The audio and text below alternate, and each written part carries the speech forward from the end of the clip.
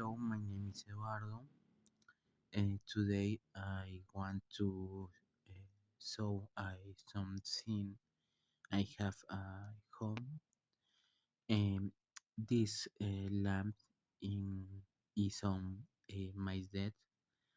It is white and very is wistful.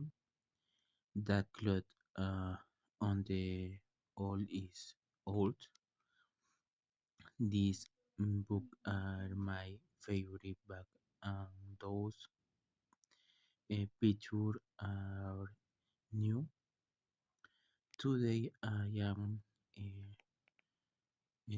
wearing a blue shirt and black pants, and this jacket is my brother jacket because it is cold today. Last weekend I was at home with my family.